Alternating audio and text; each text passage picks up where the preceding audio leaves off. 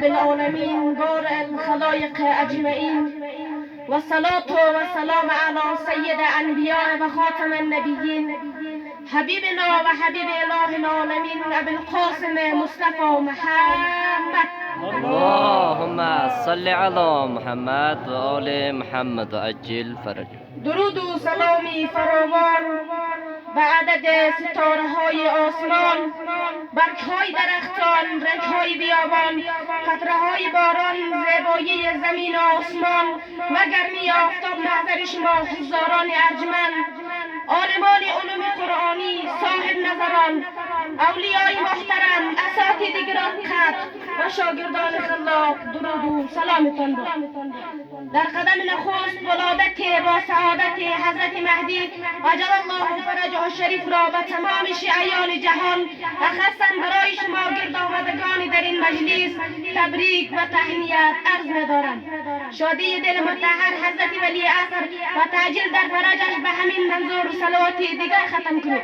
اللهم صل علی محمد و آل محمد. آخرین امام شیعیان و 12مین جانشین رسول خدا صلی الله علیه و آله در سپیده نیمه شعبان در سامرا یک شهرهای عراق دیده به جهان گشود.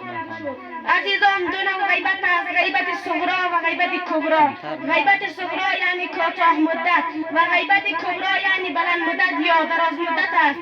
غیبت صغرا از زمانی که شهادت حسن العسکری علیه السلام در سال 260 هجری قمری دوران امامت امام 12 عجل الله فرجه الشریف آغاز شد و از همین زمان غیبت کوتاه مدت آن گرامی که به غیبت صغرا معروف است شروع شد و تا سال 329 هجری قمری نزدیک به 70 سال ادامه دارد.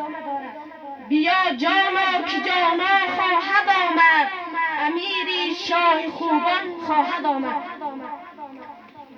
بر این دنیای ظلمانی سرانجام شهی چون ماه تابان خواهد آمد، شهی چون ماه تابان خواهد آمد.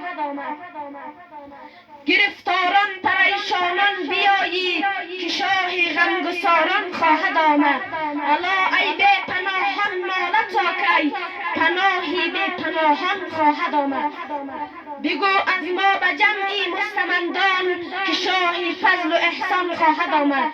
مریضان دردمندان مژده بادا، طبیبی درد و درمان خواهد آمد. مکش ای دل ز هجران آه سوزان که دیگر غم به پایان خواهد آمد، که دیگر غم به پایان خواهد آمد. و سلام علیکم و رحمت الله و برکاته.